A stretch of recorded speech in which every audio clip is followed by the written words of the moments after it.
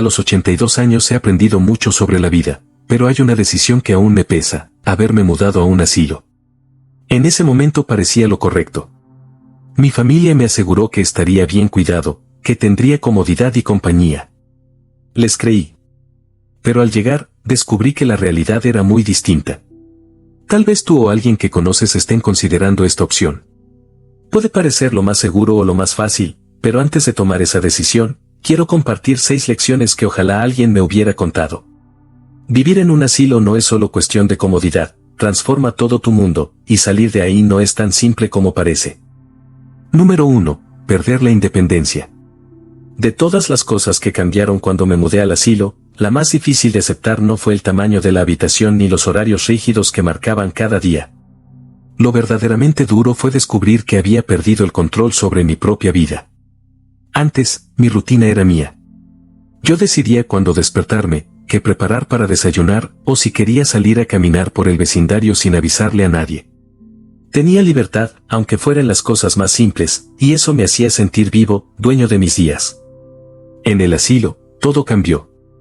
Cada momento estaba determinado por un horario ajeno: la hora de la comida, el momento del baño, la siesta, la cena. Todo seguía un cronograma que no había elegido yo.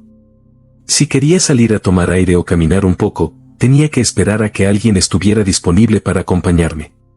Si me daba hambre fuera del horario establecido, no podía simplemente ir a la cocina a preparar algo. Hasta los pequeños gestos cotidianos, como decidir qué ropa ponerme o cuándo apagar la luz, se convirtieron en decisiones compartidas, o peor aún, impuestas. Con el paso del tiempo, sin darte cuenta, comienzas a adaptarte. Dejas de discutir, dejas de pedir. Empiezas a aceptar que otros decidan por ti porque parece más fácil. Pero en ese proceso silencioso, pierdes algo más profundo que la libertad: pierdes la sensación de ser tú mismo.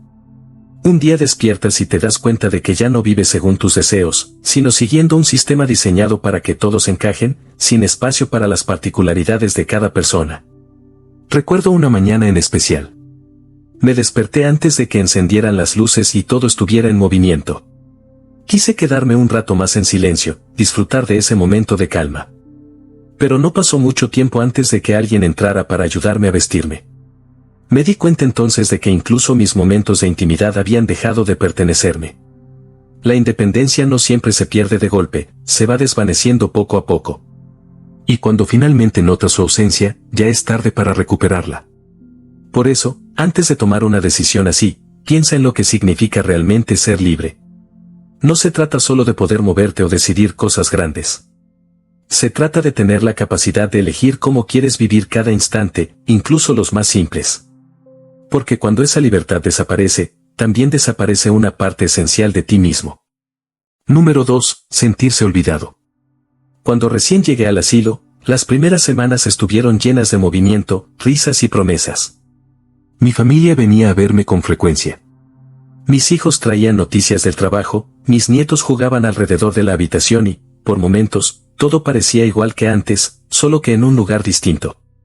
Me repetía a mí mismo que no estaba solo, que aún formaba parte de sus vidas. Pero el tiempo tiene una manera extraña de cambiar las cosas. Las visitas comenzaron a espaciarse. Primero fueron cada semana, luego cada 2.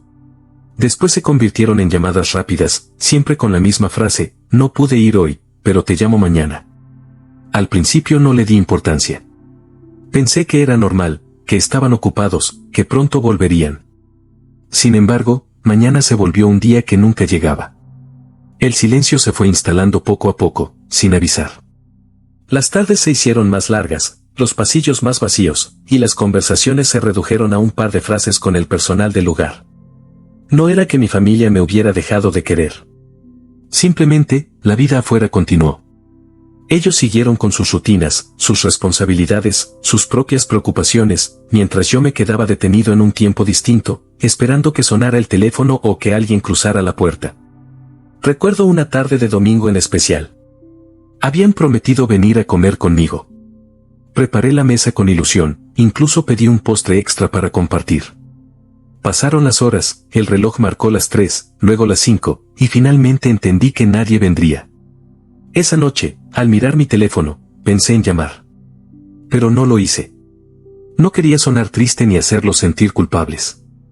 No quería ser un recordatorio incómodo de que estaba aquí, esperando. Así es como la soledad se convierte en rutina. No aparece de golpe, se instala lentamente hasta que te acostumbras a ella. Empiezas a hablar menos, a esperar menos. Te dices que está bien, que todos tienen su vida, pero en el fondo sabes que extrañas la sensación de ser parte de algo, de alguien. Y llega un punto en el que levantar el teléfono se vuelve difícil. No por falta de amor, sino por miedo. Miedo a molestar, a ser visto como una carga, a escuchar en la voz de los tuyos ese tono de prisa que te hace sentir fuera de lugar. Entonces decides guardar silencio, aunque por dentro lo único que quieras es escuchar un "¿cómo estás?" sincero. Esa es la parte más dura de envejecer en un asilo, darte cuenta de que el mundo no se detiene por ti. Que, aunque sigas aquí, para muchos ya no estás en el mapa de su día a día. Y con el tiempo, aprendes que no hay sonido más fuerte que el del silencio cuando esperas que alguien te recuerde. Número 3. Perder el propósito. Antes de mudarme al asilo, mi vida tenía un ritmo. Tal vez no era emocionante para otros, pero para mí era perfecto. Despertar con el sol, abrir las cortinas, preparar mi café y regar las plantas eran pequeños rituales que le daban sentido a mis días. Cada cosa que hacía, por insignificante que pareciera, me recordaba que aún tenía un papel en mi propio mundo. Sentía que mi existencia importaba porque todavía contribuía, aunque fuera en lo cotidiano. En el asilo, todo eso desapareció. Ya no había plantas esperando agua, ni cocina que limpiar, ni rincones que cuidar. Las tareas que daban forma a mis días se desvanecieron sin que me diera cuenta. Al principio, pensé que sería un descanso merecido. Por fin podré relajarme, me repetía. Pero con el paso de las semanas, el descanso se volvió vacío. Los días comenzaron a parecerse tanto entre sí que perdí la noción del tiempo. Las horas transcurren lentamente cuando no hay nada que hacer. La mañana se confunde con la tarde, y la noche llega sin que sientas que lograste algo. Empecé a notar lo mismo en los rostros de quienes me rodeaban. Personas que antes tenían fuerza y carácter se iban apagando poco a poco. Algunos pasaban el día mirando por la ventana, otros seguían el horario del asilo como si fueran autómatas, sin una chispa de emoción. Recuerdo a Marta, una mujer que había sido maestra durante más de 30 años. Llegó sonriente, llena de historias, de energía, de esa costumbre de hablar con entusiasmo. Le gustaba leer y enseñar cosas a los demás. Pero con el tiempo, su voz se fue apagando. Un día la vi en el comedor, mirando fijamente su bandeja, sin decir palabra. Ya no sé para qué me levanto cada día, me dijo. Y esa frase me quedó grabada. Eso es lo que ocurre cuando el propósito desaparece, el cuerpo sigue aquí, pero la mente se va desdibujando. No porque falte comida o atención, sino porque falta razón. Razón para moverse, para pensar, para levantarse y decir hoy haré algo que me gusta. Sin eso, el tiempo deja de tener significado. En casa, cada día tenía un motivo. Aquí, el reloj avanza, pero no lleva a ningún lugar. Todo se vuelve rutina, las mismas caras, los mismos pasillos, la misma música que suena una y otra vez. Y en medio de esa repetición, te das cuenta de algo terrible, que puedes seguir respirando, pero sentirte como si ya no vivieras. Por eso, cuando escuches hablar de los beneficios de un asilo, recuerda que no todo lo esencial se puede medir en comodidad o atención médica. El alma necesita propósito tanto como el cuerpo necesita alimento. Y cuando ese propósito desaparece, lo que queda es solo una existencia vacía, una larga espera sin destino. Número 4. Deterioro más rápido. Antes de mudarme al asilo, todavía tenía energía para muchas cosas. Podía levantarme sin ayuda, preparar mis comidas, tender mi cama, incluso salir a caminar por las tardes. Me movía con cierta lentitud, claro, pero me sentía útil, en control, con la satisfacción de seguir haciendo las cosas por mí mismo. No era un atleta, pero cada pequeño esfuerzo mantenía mis músculos firmes y mi mente despierta. Era mi forma de decirme que aún estaba vivo. Cuando llegué al asilo, todo cambió sin que me diera cuenta. Al principio, la comodidad me pareció un alivio. Ya no tenía que preocuparme por cocinar, limpiar o lavar mi ropa. Si necesitaba algo, solo debía presionar un botón y alguien venía a ayudarme. Era tan fácil, demasiado fácil. En cuestión de semanas, esa comodidad que parecía un regalo empezó a volverse una trampa.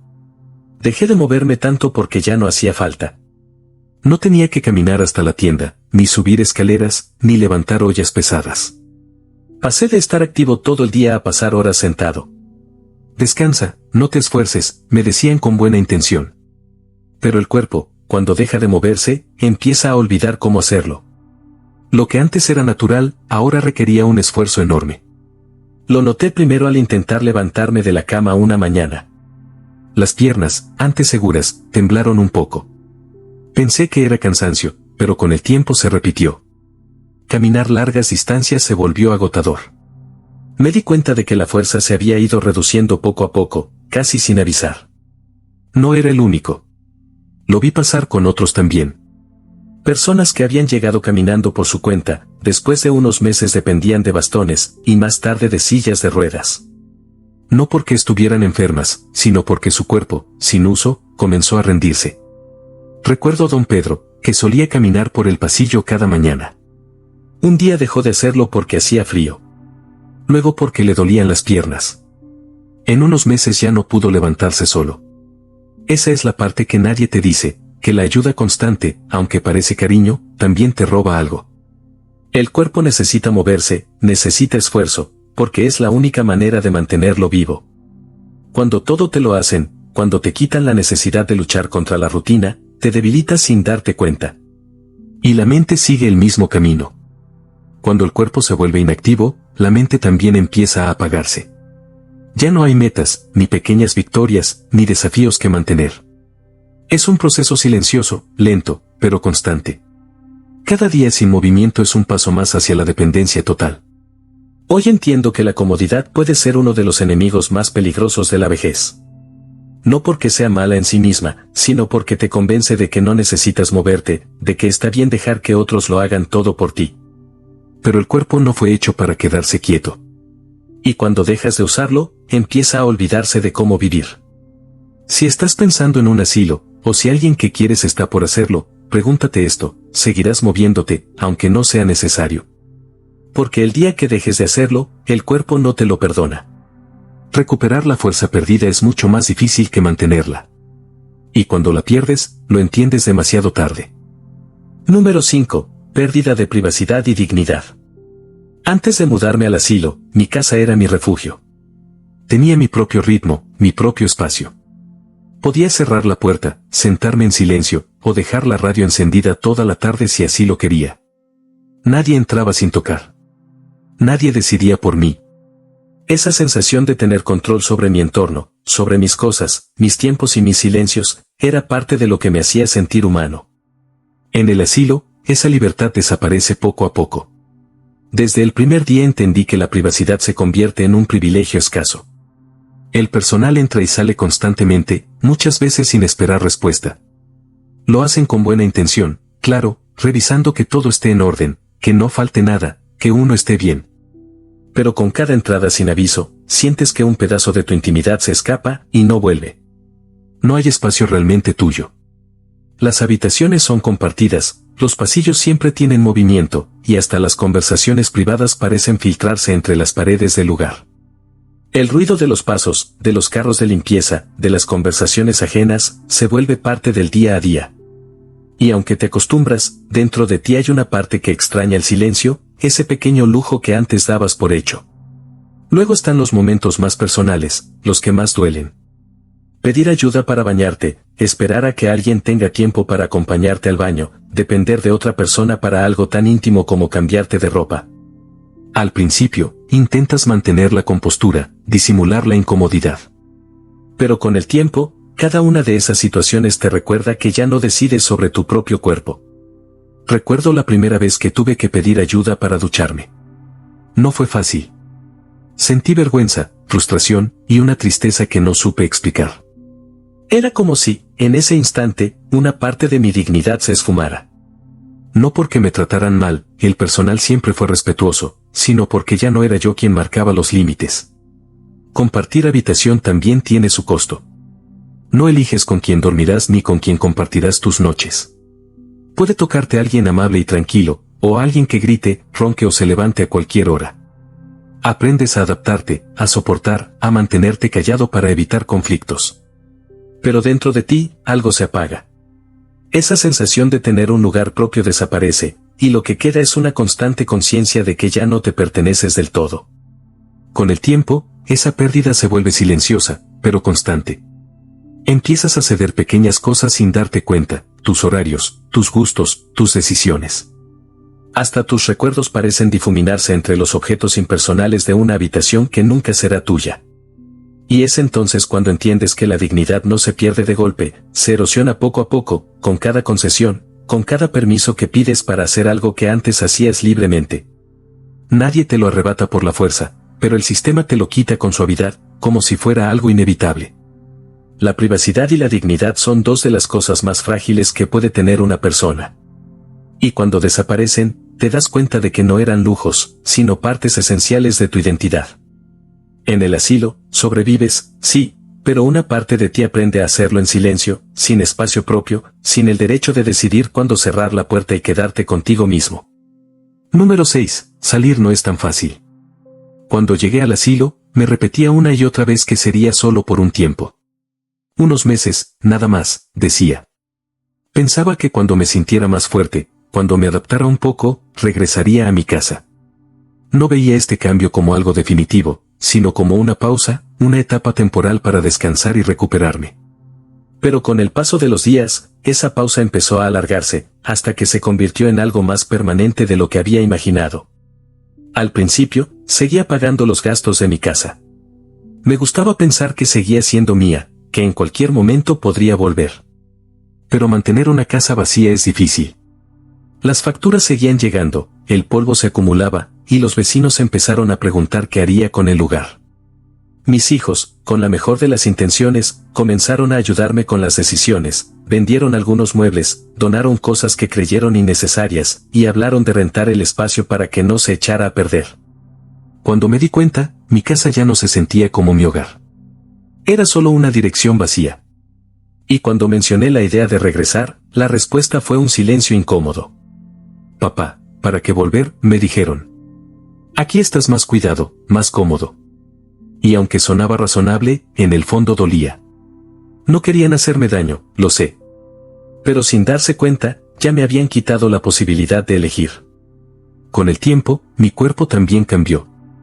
En el asilo todo estaba pensado para que no tuviera que hacer esfuerzo, la comida llegaba sola, alguien se encargaba de la limpieza, me ayudaban a caminar. Pero esa ayuda constante me volvió más débil. Lo que antes hacía con facilidad ahora me costaba. Empecé a dudar de mí mismo. ¿Podría realmente vivir solo otra vez? ¿Y si me caía? ¿Y si algo salía mal? Esas preguntas, que antes nunca me habrían detenido, empezaron a parecer razones válidas para quedarme. Vi el mismo patrón repetirse en otros residentes. Muchos llegaron diciendo que solo estarían unos meses. Pero nadie les explicó que, una vez dentro, salir es mucho más complicado de lo que parece. Algunos ya no tenían casa a donde volver.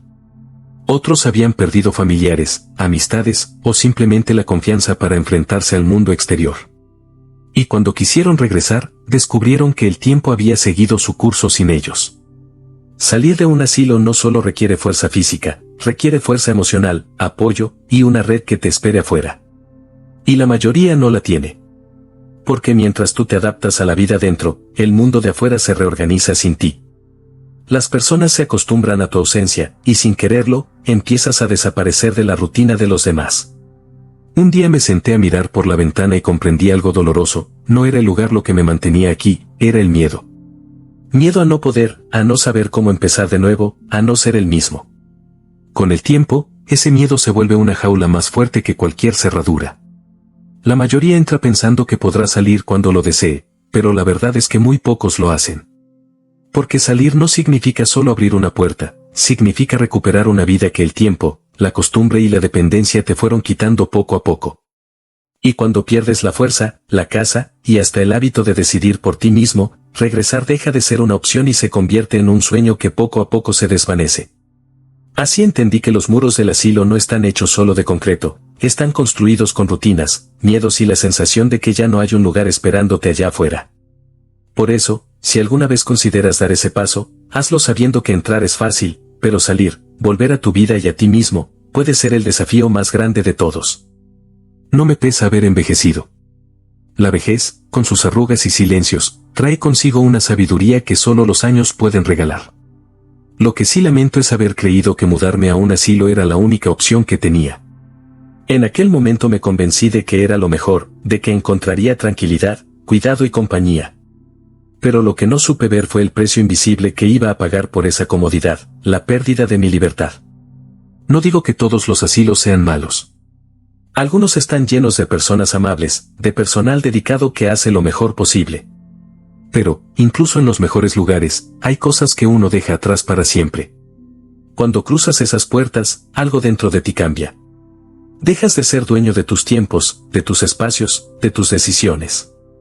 Sin darte cuenta, entregas parte de tu identidad a cambio de seguridad. Y aunque al principio no lo notes, con el tiempo te das cuenta de que lo que ganaste no compensa lo que perdiste. Si pudiera regresar en el tiempo, habría hecho las cosas distinto. Habría buscado apoyo sin rendirme por completo. Habría pedido ayuda sin renunciar a mi independencia. Tal vez habría contratado a alguien para acompañarme en casa, o adaptado mi espacio para hacerlo más seguro. Pero no habría entregado mi libertad tan fácilmente. Porque cuando dejas de decidir sobre tu vida, dejas de vivirla realmente. A veces pensamos que lo más fácil es lo más correcto, sobre todo cuando el cansancio y la edad pesan más. Pero la facilidad no siempre es sinónimo de bienestar. Mudarse a un asilo puede parecer una solución práctica, pero también puede ser una rendición disfrazada de descanso. Y esa es una decisión que debe tomarse con el corazón despierto, no con la resignación. Por eso, si estás en ese punto donde dudas, donde el cuerpo ya no responde igual y la soledad te asusta, haz una pausa. No tomes una decisión solo porque parece más cómoda o porque los demás creen que es lo mejor. Pregúntate si realmente es lo que necesitas o si solo es lo más fácil. Porque hay una gran diferencia entre ser cuidado y ser controlado. La independencia, los hábitos y la libertad diaria parecen cosas pequeñas, pero en realidad son las columnas que sostienen la dignidad. Son las que te hacen sentir vivo, útil, presente. Cuando las pierdes, lo notas en los detalles, en el silencio de las mañanas, en la rutina sin propósito, en la sensación de que ya no eliges nada. Hoy entiendo que la libertad no es un lujo, es una necesidad tan vital como el aire. Y mientras tengas la oportunidad de conservarla, lucha por ella. Ajusta tu vida, pide ayuda, adapta tus días, pero no entregues tu derecho a decidir cómo vivirlos. Porque cuando miras atrás, descubres que lo que más valor tenía no era la seguridad ni la comodidad, sino la posibilidad de levantarte cada día sabiendo que tu vida aún te pertenece.